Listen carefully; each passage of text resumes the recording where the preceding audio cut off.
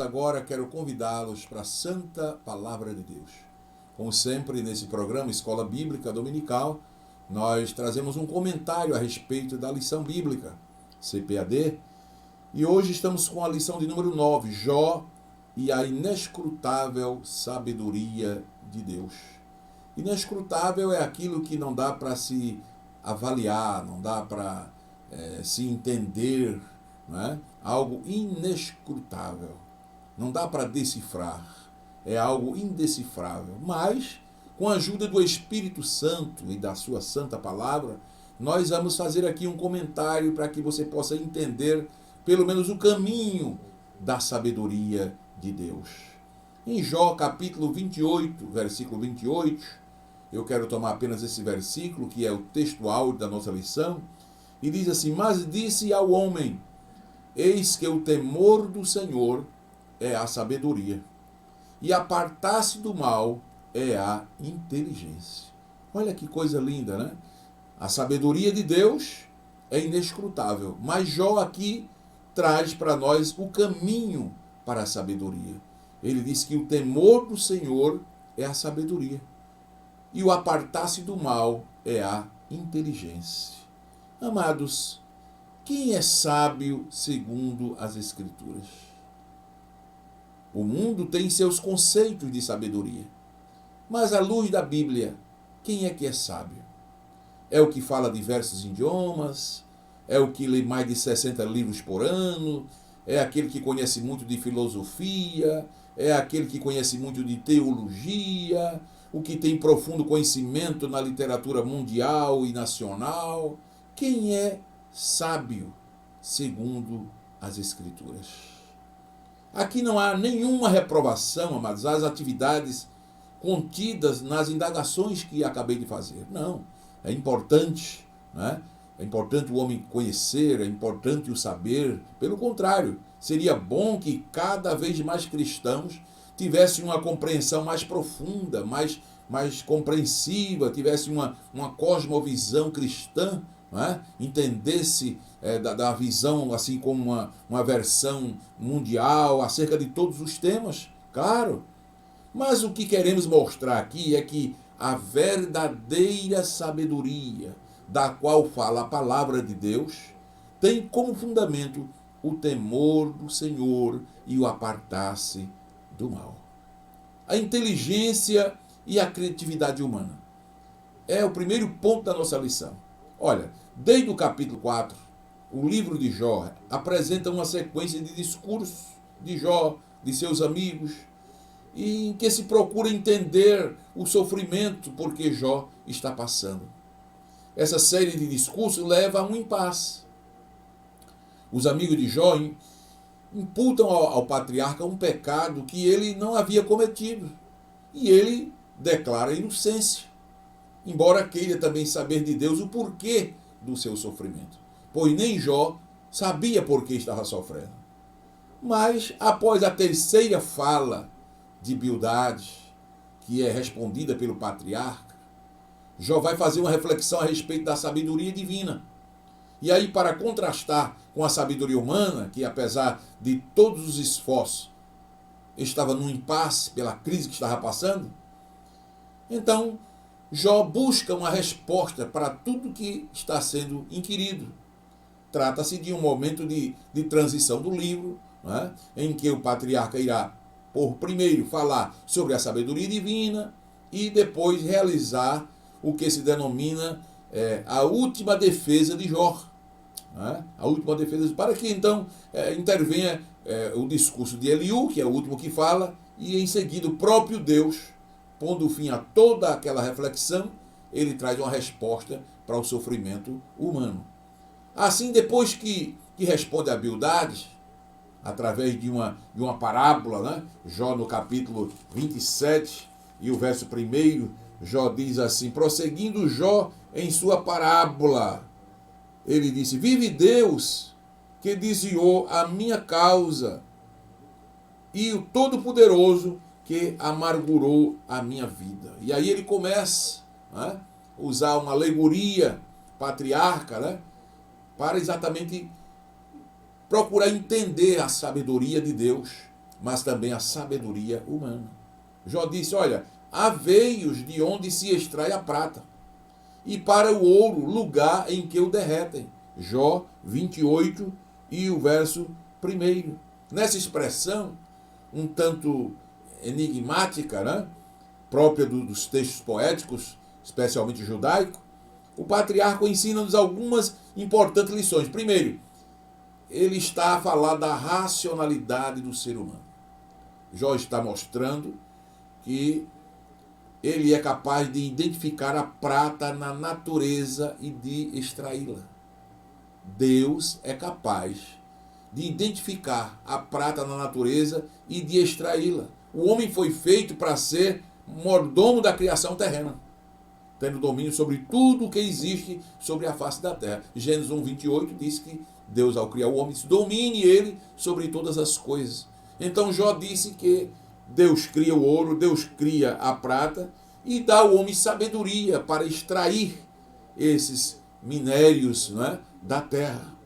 Pois bem, assim com a inteligência que Deus dá, o homem pode manipular a criação para a satisfação de seus interesses, de suas necessidades, de seus desejos. É isso que Jó, o patriarca, começa a colocar.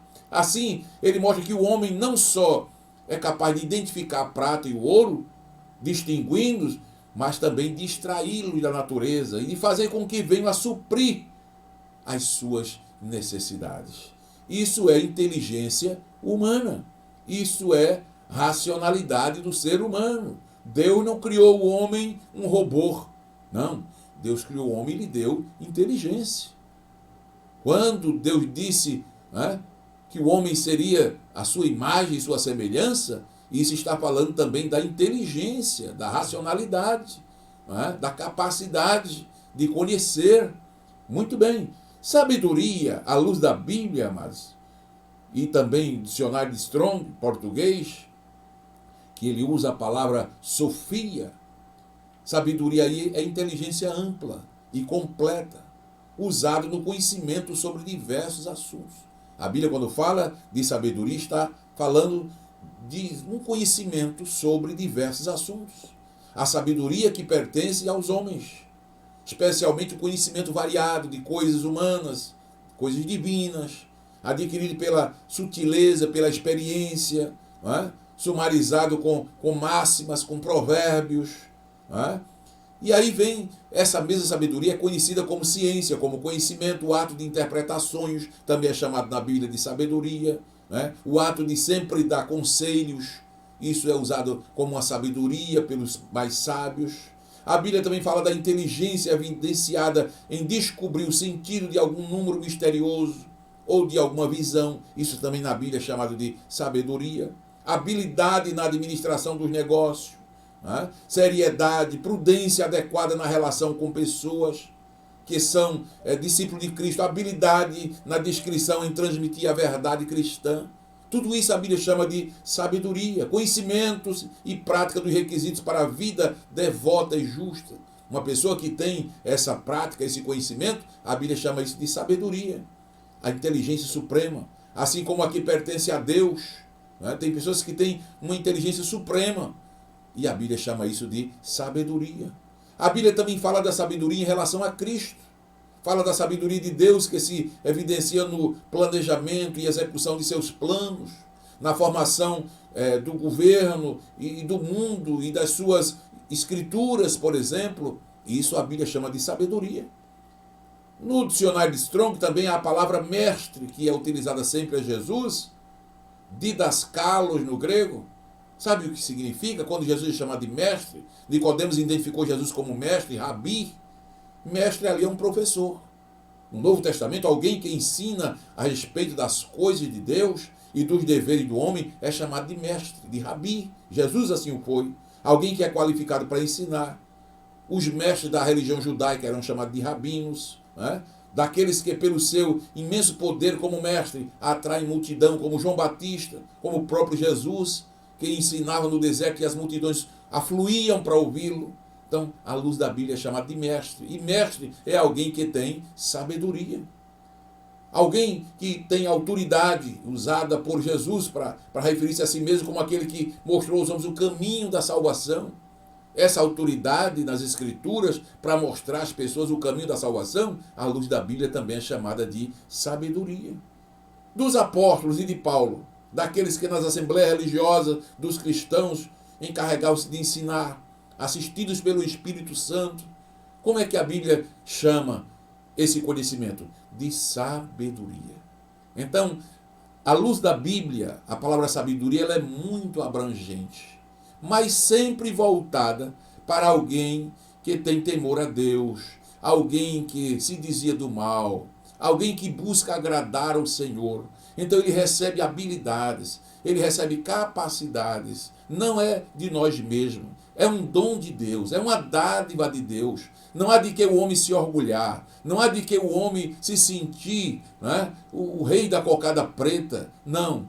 Isso é um dom de Deus, isso é uma graça de Deus, isso é algo recebido da parte do Senhor. Então a glória pertence a quem? Pertence a Ele. Ele é quem merece ser glorificado. Mas a palavra de Deus nos mostra claramente isso, que o homem é dotado de racionalidade e de sabedoria. Naturalmente, Deus já criou o homem com essas habilidades. Porém, quando essas habilidades são direcionadas pelo Espírito Santo, por Deus, por Jesus, baseado nas Escrituras, baseado numa vida de temor a Deus, de apartar-se do mal, de viver para Deus, de ter a unção do Espírito Santo, então essa sabedoria é chamada de sabedoria divina, que difere da sabedoria humana, que difere da racionalidade humana. Glória a Deus. Por isso Jó descreve: mas disse ao homem, eis que o temor do Senhor é a sabedoria. O que é que Jó está nos dizendo? Que quem teme a Deus tem uma sabedoria diferente. Uma sabedoria que é controlada pelo Senhor. Uma sabedoria que emana do Senhor. E se é do Senhor, é para o bem. Se é do Senhor, é exatamente para a glória do seu santo nome. Mas o que seria o temor do Senhor? Que Jó diz que o temor do Senhor é a sabedoria. Olha, o temor de Deus, meu querido, e a reverência por Ele são fundamentais no relacionamento do crente com Deus. Provérbios 1:7 diz que o temor do Senhor é o princípio, é o início de tudo. Né? O temor do Senhor é o princípio da sabedoria. O que é que o proverbista está nos dizendo? Que sem temor a Deus, nem pense em sabedoria, porque Deus não vai dar a você sabedoria divina se você não teme a Ele. O temor do Senhor é o princípio. Então, se você quer alcançar essa sabedoria divina, primeiro tem que temer a Deus. E o que é o temor do Senhor? É apartar-se do mal. Temor do Senhor, 8:13 de Provérbios. Né? Salomão falando disse: o temor do Senhor é aborrecer o mal. Louvado seja o nome do Senhor. O temor do Senhor nos torna cuidadosos e alertas para não ofendermos ao nosso Deus, que Ele é santo. Quem teme a Deus tem esse cuidado de não ofendê-lo. Né? Sem esse fundamento, não existe sabedoria genuína. Né? E nenhuma experiência salvífica resistirá às provas do tempo e da tentação se o homem não tiver esse cuidado, né, de não desagradar a Deus. Na linguagem bíblica isso é chamado temor. Temor a Deus é esse medo de ofender a Deus. O real temor de Deus, meu querido, e a real sabedoria bíblica fazem o crente abster-se do mal e produzem consolação do Espírito Santo. Em Atos capítulo 9, versículo 31, diz que as igrejas na Galileia, naquela região da Judeia, diz que elas andavam no temor do Senhor, se apartando do mal, e diz que havia paz entre eles. Temer a Deus é continuar exatamente se livrando daquilo que desagrada ao Senhor. Temer a Deus e continuar em pecado é uma impossibilidade moral. Não tem como. Né? Você diz que teme a Deus, mas não se aparta do mal, não se aparta das trevas, não se aparta do pecado. Há uma incompatibilidade disso aí, porque o temor do Senhor é o apartar-se do mal. A pessoa que apregou a majestade de Deus e a sua oposição ao mal será notada por seu esforço sincero, né, e decisivo de separar-se do pecado. Glória a Deus. Aquele que tem temor a Deus, ele é notado pelo desejo de obedecer a palavra de Deus. Né? Então, meus amados, onde se poderá achar a sabedoria? Jó diz, olha, temor do Senhor, o temor do Senhor, isso tudo que eu acabei de dizer, o temor do Senhor é a sabedoria, e o apartar-se do mal é a inteligência. Então veja que a palavra de Deus, que mostra para nós uma sabedoria inescrutável, ao mesmo tempo nos dá um caminho como chegar a ela. O tema desse poema grandioso, né, do capítulo 28 de Jó, uma das grandes obras de arte poética desse livro, é que a sabedoria é inalcançável pelo homem. Claro que numa visão humana. Jó também demonstra que o homem tem criatividade, o homem tem inteligência. Se é verdade que o Criador é Deus, que do nada fez todas as coisas, pela palavra de seu poder, com exceção do próprio homem que foi formado por ele de modo diverso, Jó deixa claro aqui, né, que, apesar de toda a inteligência humana, mas ainda existe uma sabedoria superior a essa racionalidade. Gênesis 2:7 também não é menos verdadeiro que o ser humano é capaz de modificar aquilo que existe na natureza. Né? A tal ponto que pode até estabelecer um lugar para derreter o ouro, né? E um método para extrair a prata. Jó mostra isso como uma coisa fantástica. Né?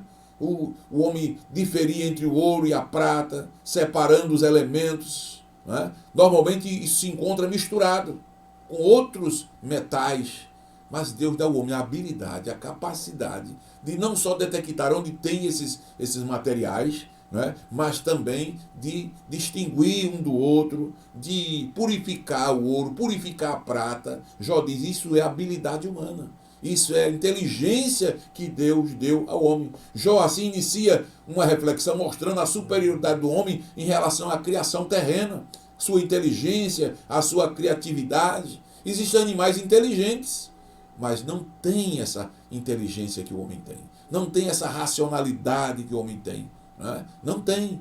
Glória a Deus. Esta posição ocupada pelo homem na criação terrena foi dada pelo próprio Deus e jamais pode ser questionada ou combatida. O homem é um ser inteligente. O homem é um ser racional. Não é? Lamentavelmente, não são poucos os que têm trazido doutrinas e ideologias que procuram desqualificar o ser humano, defendendo mesmo a sua extinção para que o planeta seja salvo, né? Já se ouviu falar isso? Ou querendo submeter o homem ao restante da criação. Isso é antibíblico. Evitemos então tais discursos, né? Tais ideologias, pois contrariam frontalmente a palavra de Deus. Nada do planeta ser salvo. Quem tem que ser salvo é a humanidade. É o homem que tem que ser salvo. O planeta, ele existe sob um poder da criação divina. Né? Claro que o homem deve ser um protetor do planeta. Eu defendo que o homem deve ser um guardador, né? Um ser ecológico. Tudo está correto. Mas há alguém que prega por aí que o ser humano em segundo plano, em primeiro plano o planeta. Não. Jesus não morreu para salvar o planeta. Jesus morreu para salvar a humanidade. Deus amou o mundo de tal maneira que deu o seu Filho unigênito para que todo aquele que nele crê não pereça, mas tenha a vida eterna. Isso está se falando o mundo humano. Não é? O mundo humano. Claro que o crente salvo, ele protege a natureza, ele ama a natureza, ele ama tudo que Deus criou. O homem é tão inteligente, nas palavras de Jó, né, que ele diz que tira o ferro da terra, da pedra funde o metal, ó, pondo fim às trevas, sendo certo que ele esquadrinha até a extremidade. Né? Ou seja, é um ser inquieto, tudo investiga. Jó mostra o homem, mostra a racionalidade do homem, a inteligência do homem. Diz que o homem procura descobrir como funciona a natureza. Né? E disso aí vem a ciência, o saber. Né? O saber existe, o homem é um ser sábio, é um ser inteligente. Afinal de contas, o homem foi feito para isso mesmo. Sábio Salomão, Eclesiastes, capítulo 1, né? E o verso 13, vai nos falar exatamente que o homem foi feito com um objetivo. Né? O homem foi feito por Deus para uma missão especial.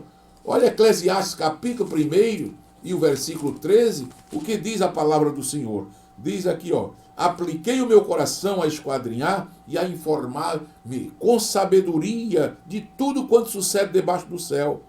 Esta enfadonha ocupação deu Deus aos filhos dos homens para nela os exercitar.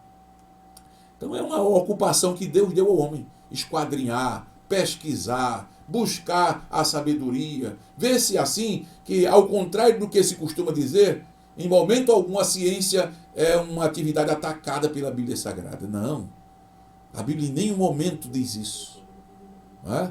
Pelo contrário, a Bíblia ensina o homem a ler, né? A buscar o saber, buscar a sabedoria. Simplesmente, né? A Bíblia ensina o contrário. A Bíblia nos ensina a se aplicar. Paulo era um tremendo leitor da Bíblia, leitor de livros. Né? Traga meus livros, traga meus pergaminhos quando ele estava preso, porque Paulo era um homem que se dedicava ao saber.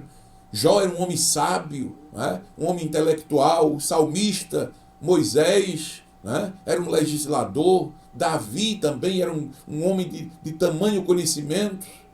Então, amados, olha, simplesmente inexistente esta oposição criada artificialmente no início da Idade Moderna entre a ciência e a fé, entre ciência e Bíblia. Essa oposição criada artificialmente, isso foi alguém com o objetivo de prejudicar os que servem a Deus. Há alguém que diz por aí que ciência e Bíblia não tem nada a ver. A fé e a ciência não existe. Não existe sim. Pode conviver. A fé e a ciência pode existir. A ciência e a Bíblia pode sim. Cada uma tem a sua maneira, cada uma tem o seu conteúdo. A Bíblia trata da ciência divina. A ciência humana trata do saber humano. Não é? A fé é algo, amados irmãos, algo ilógico e vai para o irracional. Não há como você analisar a fé, não há como você medir a fé, não há como você descrever na sua totalidade, né, a fé em Deus. Já a ciência é baseada em experiências. Né? Por isso que a fé é algo sobrenatural e a ciência é algo natural. Então, nunca a Bíblia condena a sabedoria humana. Não, o homem pode ter sim a sua sabedoria. Mas o que Jó está chamando a atenção aqui é que o homem tem a sua racionalidade, o homem tem o seu saber, o homem tem o seu conhecimento, distingue até entre os minerais, entre o ouro, entre a prata, entre o ferro, não é? Domina sobre a criação. Mas Jó está dizendo, mas existe uma sabedoria excelente. Existe uma sabedoria sobrenatural. E essa sabedoria só alcança quem tem temor a Deus e se aparta do mal. Louvado seja o nome do Senhor. A ciência é resultado da inquietação do homem. Veja que Salomão disse aqui que Deus colocou no homem essa inquietação, se ocupar em descobrir, em inquirir, em avaliar, em estudar. Isso foi posto por Deus. Essa fome e sede de conhecimento é natural para o homem, né? O homem foi dotado pelo próprio Senhor. Deus deu ao homem a ocupação de descobrir leis que regem a natureza, né? De tentar fazer uma explicação daquilo que ocorre à sua volta. Isso é bíblico, né? É bíblico o homem buscar. O homem procura as pedras na escuridão e na sombra da morte para desvendar os segredos, os mistérios existentes sobre a face da terra. Tenta descrever tudo quanto foi realizado pelo Criador, né? Tenta fazer, né, exatamente entender o porquê Deus criou essas coisas. Então isso é bíblico, está aqui na palavra de Deus, Eclesiastes 1:13. Apliquei meu coração, disse Salomão, a esquadrinhar, a me informar com a sabedoria de tudo debaixo do céu. E depois ele diz, olha, esta enfadonha ocupação foi Deus quem deu aos filhos dos homens para nela os exercitar. Então Deus quer que o homem busque o saber. Deus quer que o homem, né, cada dia mais se aprofunde no conhecimento. Porém, existe uma sabedoria sobreexcelente. Existe uma sabedoria sobrenatural. Lamentavelmente, em sua cegueira espiritual, o homem, ao fazer uso da inteligência e da racionalidade recebida, tenta de modo vão e inútil, ao invés de adorar o Criador, ao invés de glorificar o Criador, ele tenta voltar-se contra o Criador, contra a sua revelação, o homem, que é a Bíblia Sagrada. Infelizmente, já passei por 3 faculdades e sempre percebi isso. Quanto mais o homem ele aumenta o seu saber humano, quanto mais o homem sem Deus ele aprofunda a sua ciência natural, mais ele tenta se opor à sabedoria divina. Isso é que não deve existir. Agora, se o homem pode associar a sabedoria humana, a inteligência humana, a racionalidade humana dada por Deus, e ele busca inquirir, busca esquadrinhar, busca estudar, busca crescer em conhecimento para a glória de Deus, para entender melhor a criação de Deus, para entender melhor as revelações de Deus, amados, isso só deve resultar em glórias a Deus. Quanto mais o homem conhece a Deus, mais ele se sente pequeno e vê esse Deus grande e poderoso. Louvado seja o nome do Senhor para todos sempre. Então, amados, assim, o homem, nós vemos que ele busca conhecimentos oriundos de suas descobertas, mas o que nós podemos ver em tudo isso é uma falsamente chamada ciência. Falsamente chamada ciência. Não confunda a ciência verdadeira, o saber verdadeiro, com a falsamente chamada ciência. O saber, a inteligência foram dadas por Deus. Olha o que diz Paulo, 1 Timóteo, capítulo 6, e o versículo de número 20. Olha o que o apóstolo vai nos dizer. Ó Timóteo, guarda o depósito que te foi confiado, tendo horror aos clamores vãos e profanos e às oposições da falsamente chamada ciência. Então, nos dias de Timóteo, o apóstolo Paulo já se preocupava com seu filho na fé, que ele não se embaraçasse com a falsamente chamada ciência, falsamente chamada conhecimento, que afasta o homem de Deus, que faz a pessoa se desviar da fé, né? Que faz a pessoa se envolver com clamores vãos, com profanas oposições. Então o crente deve vigiar para que não se envolva com esse tipo de ciência chamada falsa ciência, cujo único objetivo é tentar contrariar a palavra de Deus, levantar-se contra tudo que se chama Deus, gerando um falso conhecimento, totalmente descolado da realidade, uma mistificação, um falso conhecimento, né? Uma farsa, cujo único objetivo é servir de instrumento para a perdição espiritual da humanidade. Então tomemos cuidado, amados, quanto a isso. Entendamos que existe uma verdadeira sabedoria, né? E uma sabedoria baseada no temor do Senhor. Quem tem esse temor é abençoado por Deus, tem os seus pecados perdoados, foge do pecado e da tentação, não ama as coisas do mundo, é protegido pelo anjo do Senhor, é sábio, aborrece o mal. Provérbios 8:13 diz que o temor do Senhor é aborrecer o mal. O Senhor confirma as suas promessas feitas àquele que ele teme, aumenta seus dias na terra, tem paz, aquele que teme a Deus, aparta-se do mal. Então, amados, existem inúmeras bênçãos para aquele que busca a sabedoria divina, aquele que se aproxima de Deus. Olha, queridos, aqui está a diferença do conhecimento oriundo da parte de Deus, que se encontra nas Escrituras Sagradas, e aquele que decorre da inteligência e da criatividade humana. Que você possa se inspirar nesta lição. para buscar mais da sabedoria divina. Há muitos estudiosos que procuram estudar a inteligência, demonstrando ter ela muitas facetas. Por isso fala-se muito hoje em inteligência emocional, inteligência espiritual e tantas outras inteligências. No que parece ter sido o primeiro livro escrito da Bíblia Sagrada, que estão claramente demonstrados, é que Deus deu ao homem racionalidade. Deus deu ao homem inteligência. Mas Deus é a sabedoria. E quer que o homem a obtenha, e quer que o homem possa, cada dia mais, tornar-se sábio. E como então tornar-se sábio? Temendo a Deus e se apartando do mal. Então que Deus te ajude, que Deus te abençoe. Nós somos privilegiados, porque a verdadeira sabedoria veio a nós através da pessoa de Jesus Cristo.